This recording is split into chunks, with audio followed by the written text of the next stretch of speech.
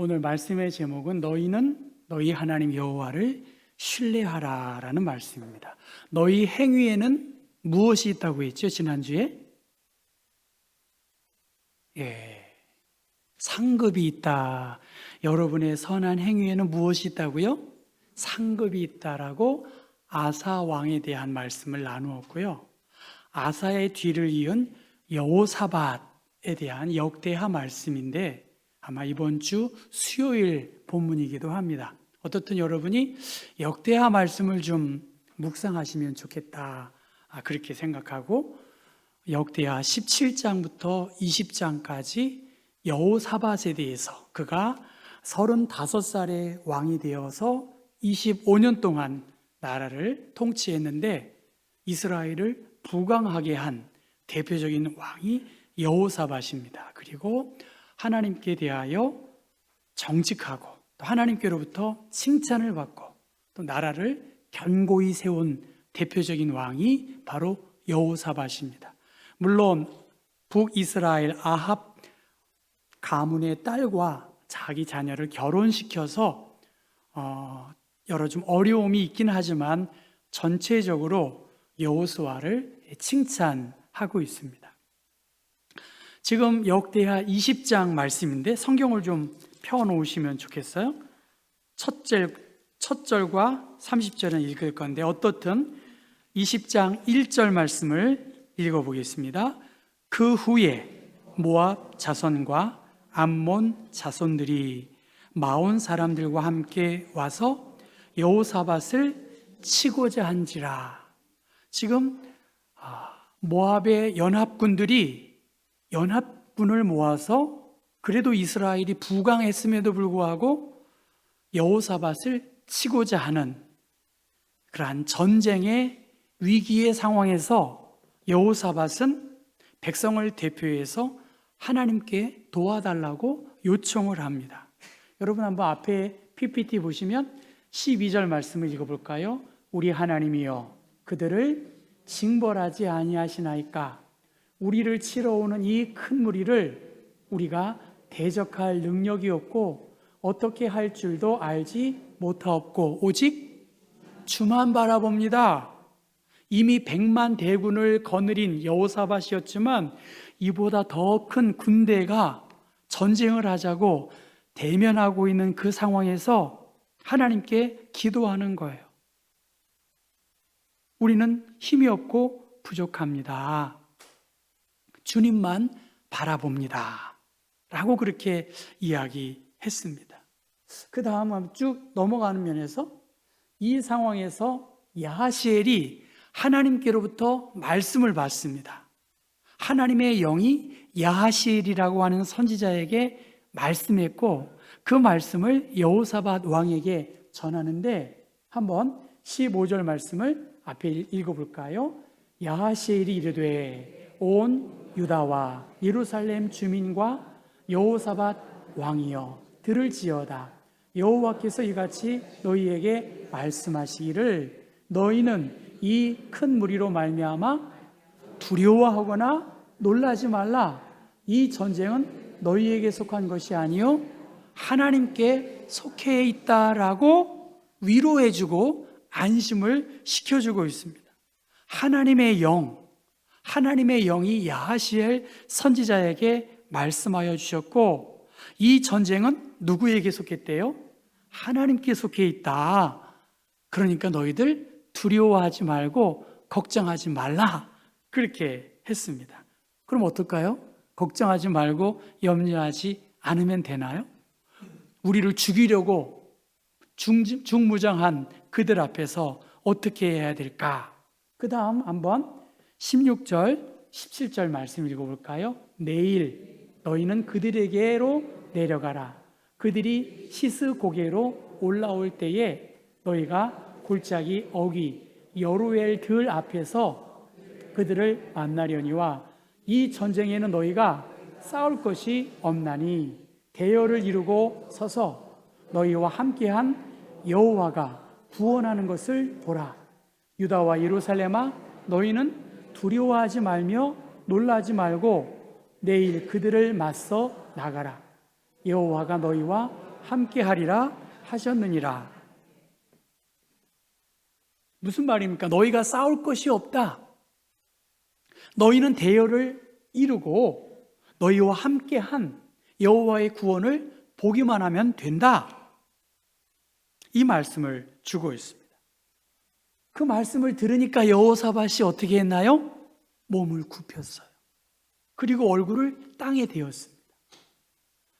왕이 말이지요, 몸을 굽히고 얼굴을 땅에 대어요. 그러니까 백성들은 자동으로 온 유다와 예루살렘 주민들도 여호와 앞에 엎드렸다. 그리고 여호와께 경배했고 레위 사람들은 큰 소리로 여호와를 찬양했다라고 그렇게 말씀하고 있습니다. 그러면서 오늘 설교의 제목이기도 하면서 유다와 예루살렘 주민들에게 여호사밧은 말하는 거예요. 너희는 너희 하나님 여호와를 어떻게 해요? 신뢰해라. 믿음을 가져라. 그리하면 너희들이 견고히 설 것이다. 그의 선지자들을 신뢰하라. 그리하면 어떻게 된대요? 형통할 것이다. 백성과 더불어 의논하고 노래하는 자들을 택하여 어떻게 합니까? 거룩한 예복을 입히고 군대 앞에서 행진하며 여호와를 찬송하여 이르기를 어떻게 합니까? 여호와께 감사하세. 그의 인자하심이 영원하도다 하였더라. 예, 지금 여호사밧은 100만 대군을 이끌 수 있는 통치력을 가지고 있는 그 상황이었지만 그보다 더 큰 그러한 모압 연합군의 위기 앞에서 그가 할 수 있는 것은 기도였고, 그가 기도할 때 하나님께서 선지자를 통해서 말씀을 주시고 이 싸움은 너희가 할 일이 아니다. 하나님의 능력과 하나님의 행하심, 그것을 보기만 하면 된다라고 그렇게 말하고 있습니다. 마치 가나안 땅을 정복하기 위해, 특별히 여리고성을 함락시키기 위해서 여호수아와 그 백성들이 한 일은 제사장을 앞세우고 언약궤를 맨 그들이 여리고성을 도우는 것이겠지요. 군사 전력적으로 무모해 보여요. 그럼에도 불구하고 결과적으로 그 성을 차지했습니다. 그 많은 이야기, 적군 앞에서 할례를 행하고 하는 여러 일들은 전략적으로 보면 받아들이기 어려운 상황인데도 불구하고 하나님의 말씀을 따라 행한 그 결과가 성공적이었다라고 그렇게 말합니다. 오늘 설교의 제목이기도 합니다.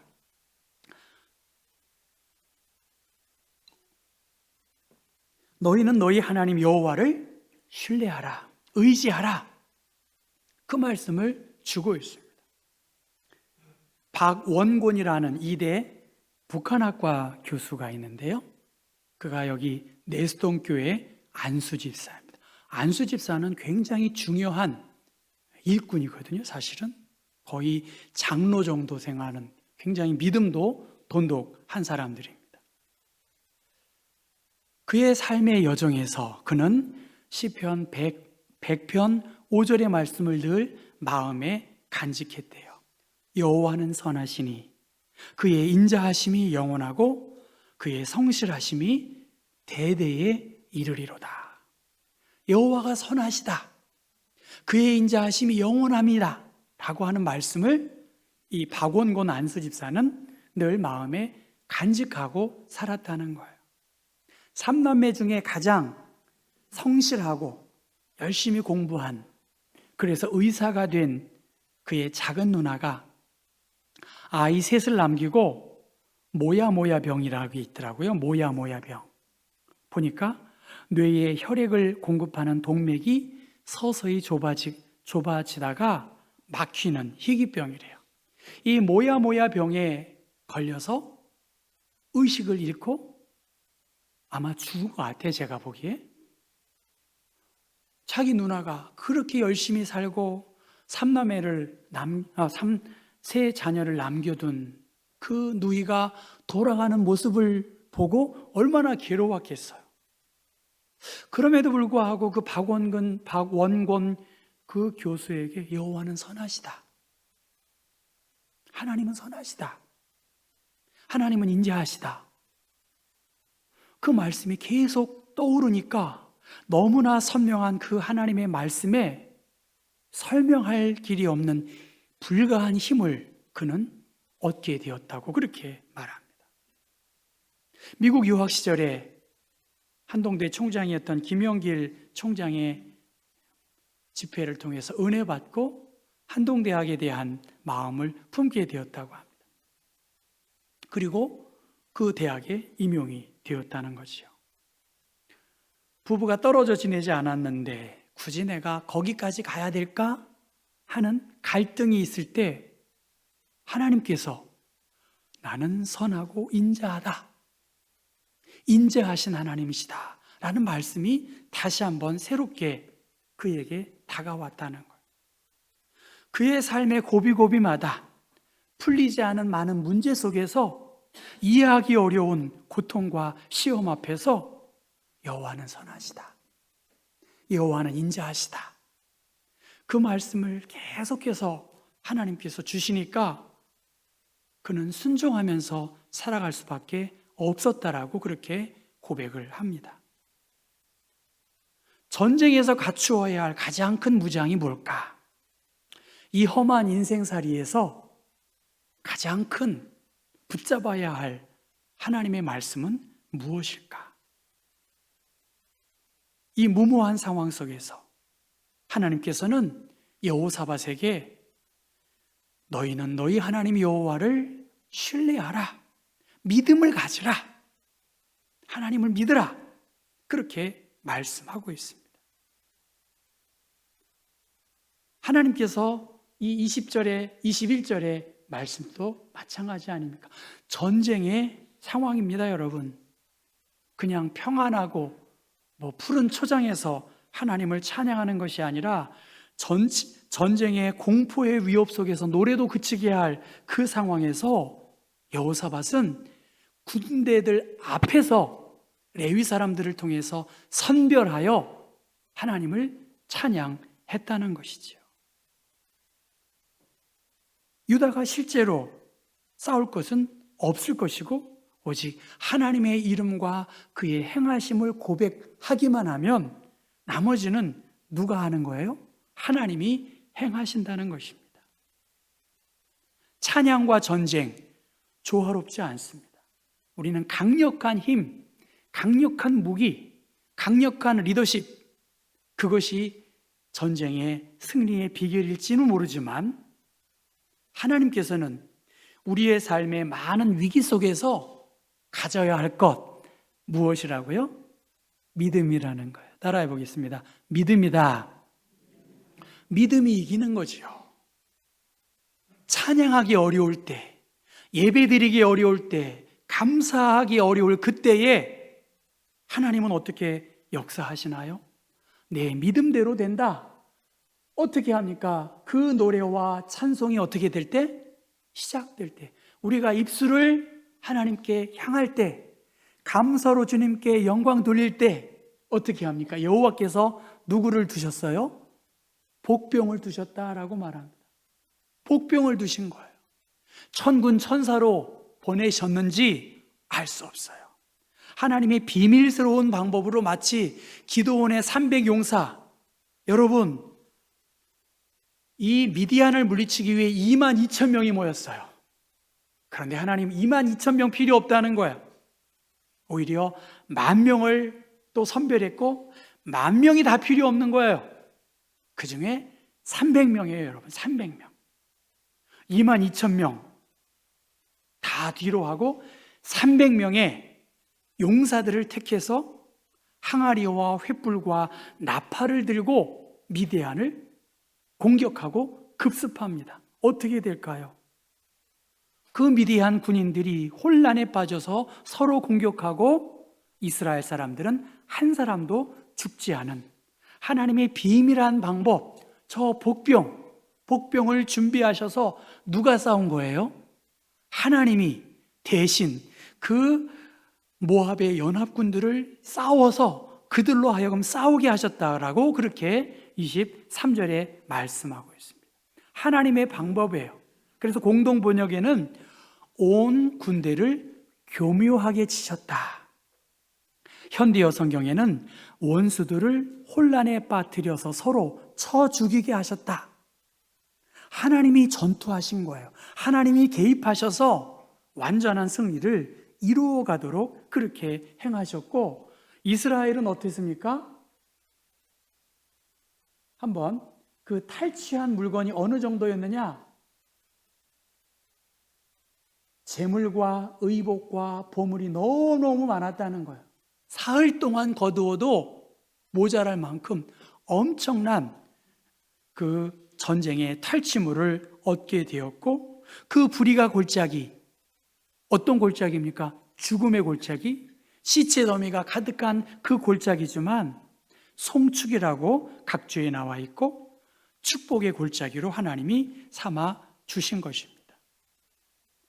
23절, 24절, 그들이 서로 쳐 죽이고 한 사람도 피한 자가 없다라고 그렇게 말씀하십니다.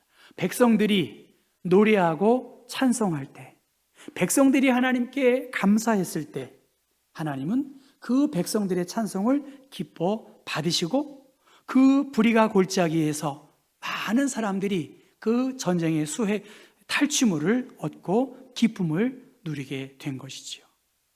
그 소식이 이방 모든 나라가 여호와께서 이스라엘의 적군을 치셨다는 소식이 그 지역에 전해 들려졌고, 하나님을 두려워했고, 당연히 여호사밧의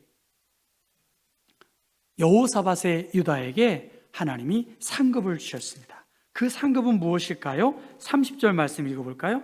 20장 30절 말씀 같이 한번 읽어보겠습니다. 여호사밧의 나라가 태평하였으니 이는 그의 하나님이 사방에서 그들에게 평강을 주셨음이더라. 하나님이 주시는 평강, 이 전쟁에서 이스라엘이 한 것, 특별한 것 없지 않았습니까? 오히려 여호사밧은 하나님의 행하심을 놓고 순종하고 그 일을 위하여 독려하고 격려한 것이지요. 지난주 한글날이었잖아요. 세종대왕의 관료들, 대신들, 학자들은 아마 많은 꼬투리 잡으면 잡혀질 많은 흠이 있었던 사람이라고 합니다. 예를 들면 장영실이라고 하는 과학자, 최고의 과학자로 이름을 떨쳤지만 아마 오늘 이 시대에 아마 그를 과학부 장관으로 추대했으면 아마 탈락했을 것 같아요. 왜냐하면 그는 귀화한 중국인과 기생 사이에 낳은 아들이었다는 거예요. 이해하시겠죠? 그러니까 이런 상황에서는 과학기술처 장관 될 수 없었을 거예요. 북방 개척으로 유명한 장수이자 정승의 반열에 오른 최윤덕이라고 하는 사람은 어린 시절에 그릇 만드는 천민의 손에서 자랐기 때문에 학문을 제대로 익히지 못한 사람이었다고 합니다. 그러니까 세종대왕의 그 관료들 물론 훌륭했겠지요, 당연히. 그럼에도 불구하고 흠이 있을 수 있다는 것입니다. 여러 가지 결함이 있었음에도 불구하고 세종대왕이 리더십을 발휘하여 그 장점들을 잘 발휘하도록 나라를 펼쳤다는 것이죠. 그래서 국가 전체를 경영하기에 아름답게 그 지도력을 발휘한 것이지요. 예수님도 그 제자들을 택하셨을 때에 이런저러한 흠이 있을 것이고, 그럼에도 불구하고 그들을 훈련시킨 것 우리가 알고 있지 않습니까? 여호사밧 그리고 레위 사람들, 이 전쟁을 위해서 특별히 행동한 것은 없어요. 그들이 믿음을 가지고 하나님을 찬송하고 그 말씀에 순종하고 하나님을 향한 거룩한 모습을 가지고 있었고, 그들의 마음속에 선지자에게 주신 하나님의 말씀을 지켜 행한 것이죠. 여러분, 오늘 성경은 말합니다. 여러분, 든든하고 흔들리지 않으며 살고 싶으십니까? 여러분, 형통하게 살아가고 싶으십니까? 주님은 너무 단순하게 말씀하세요. 너희 하나님 여호와를 신뢰하라. 그의 선지자들을 신뢰하라. 이 말씀을 주셨고, 여호사밧은 전쟁 전에 그리고 전쟁을 마친 후에도 다시 찬양대를 구성해서 하나님께 나아가는 일을 멈추지 않고 있습니다. 왜냐하면 이 전투는, 이 싸움은 하나님이 싸워주셔야 되기 때문인 것을 그는 알았기 때문인 것이죠. 유다 백성들이 한 일, 하나님의 말씀에 순종했고, 이것도 간단하지 않지요. 용기가 필요하죠. 믿음은 용기가 필요하고 새로운 도전을 위하여 대적과 맞서는 것이 필요한 것이죠. 여호수아의 말씀은 그렇게 말합니다. 너희 중 한 사람이 1000명을 쫓을 것이다. 하나님의 능력이 우리와 함께하면 1000명을 상대할 수 있다는 거예요. 여러분 믿으시나요? 제 말이 아니에요. 여러분이 성령 충만 받고 믿음으로 하나님의 나라와 그의 의를 위해 죽고자 한다면 어떻게 될까요? 여호와께서 1000명을 쫓을 수 있는 능력을 주시겠다. 이는 너희의 하나님 여호와, 그가 너희에게 말씀하신 것 같이 너희를 위하여 싸워주시겠다라고 그렇게 말씀하고 있습니다. 이것은 하나님께서 이스라엘을 강하게만 할 것이 아니라 이스라엘 주변의 나라를 침략할 필요가 없도록 주변의 외교 관계나 여러 역학 관계도 하나님께서 통치하시고 다스려 주시겠다라고 하는 하나님의 약속입니다. 정말 찬양하는 것만큼 중요한 게 없어요. 그리고 찬양하는 사람은, 여러분 정말 우리가 찬양하는 것 한마디 한마디가 이건 대단한 거 아니겠습니까? 하나님이 어떤 분이신지, 하나님의 성품이 무엇인지를 우리가 고백하고 있잖아요. 하나님의 능력을 인정하는 거고, 그 믿음에서 흘러나오는 찬양을 통해서 우리는 담대한 믿음의 사람이 될 수 있습니다. 전쟁, 살고 죽는 문제입니다. 우리는 수많은 전쟁 앞에 서 있습니다. 노출되어 있어요. 어떻게 이 전쟁에서 승리할 수 있을까? 내가 누구를 믿고 누구를 신뢰하고 믿음으로 살아갈까? 전쟁의 승리가 나에게 있지 않다. 여호사밧에게 있지 않다. 허물 많은 우리에게 있지 않다는 거예요. 전적인 하나님의 은혜로 우리를 하나님의 자녀 삼으셨어요. 우리가 구원받은 것 하나님의 은혜이고 하나님의 능력이지 그 이상도 그 이하도 아닙니다. 내가 무엇을 행해서 얻어지는 것이 구원이 아니라 우리가 할 수 있는 것, 내가 할 수 있는 것, 여러분 다른 사람 말할 거 없다. 내가 먼저 무릎 꿇고 내가 먼저 하나님께 엎드릴 때 백성들도 엎드리고 백성들도 무릎 꿇을 수밖에 없어요. 제 스스로도 그렇습니다. 목사가 먼저 무릎 꿇고 기도할 때, 장로님들이, 권사님들이 무릎 꿇고 기도할 때 하나님께서 백성들도 따라가고 하나님의 마음이 감동되는 것 아니겠습니까? 오늘 내가 할 수 있는 일들 많지 않아요. 여러분 제가 뭘 할 수 있겠어요? 그럼에도 불구하고 여호사밧은 하나님을 신뢰하라는 말씀을 받고 무릎을 꿇고 엎드리고 이 전쟁에 많은 인간적인 전략 방법 사용하지 않고 하나님을 높이고 하나님의 말씀 앞에 순종하며 믿음으로 나아간 것이지요. 여러분 오늘 우리들에게 하나님이 말씀하세요. 너희 하나님 여호와를 신뢰하라. 하나님을 신뢰한다는 건 무엇입니까? 하나님의 말씀이 진리임을 믿고 순종하는 거예요, 여러분. 다른 거 없어요. 하나님의 말씀이 진리이지. 옛날 이야기하고 제가 옛날에 호랑이 담배 먹던 시절의 이야기를 하는 그런 만담 이야기하는 게 아니죠. 하나님은 살아계시고 지금도 어제도 오늘도 영원토록 우리에게 이 하나님의 말씀이 진리이고 이 진리의 말씀에 순종으로 반응하라는 거예요. 모든 이성적인 합리적인 것을 가지고 그것은 순종이 아니에요. 납득하기 어렵고 받아들이기 어려운 가운데에서 하나님은 하나님의 영을 그 선지자에게, 그 선지자는 여호사밧에게, 여호사밧은 백성들에게 하나님을 신뢰하라. 너희가 형통하고자 하느냐? 선지자를 신뢰하라. 그것은 어제 오늘 영원토록 불변한 하나님의 말씀입니다. 물론 여호사밧 산당만은 철거하지 아니했고 북이스라엘 왕 아하시아와 동맹 관계를 맺음으로 흠은 있었습니다만 명백한 한계와 실수가 있었음에도 불구하고 그는 하나님의 말씀을 붙잡은 것입니다. 전 여러분에게 여쭤보고 싶어요. 하나님은 여러분에게 어떤 말씀을 주시나? 박원곤 교수에게 주신 말씀처럼 내가 붙잡고 의지하고 따라야 할 하나님의 말씀이 있냐는 거예요. 다른 사람이 해석해서 풀어준 것 맨날 아멘 아멘 할, 저는 그거 별로 의미가 없다고 봐요. 여러분 스스로 여러분의 인지 능력을 가지고 육하 원칙에 의지해서 하나님의 말씀을 읽어보고 거기에서 주신 하나님의 말씀을 내가 붙잡고 의지하고 하나님이 승리의 확신을 주실 때 이 하나님의 절대 주권 앞에 여러분 더 머물고 더 씨름하실 수 있기를 바라요. 하나님이 지켜주셔야 되겠지요.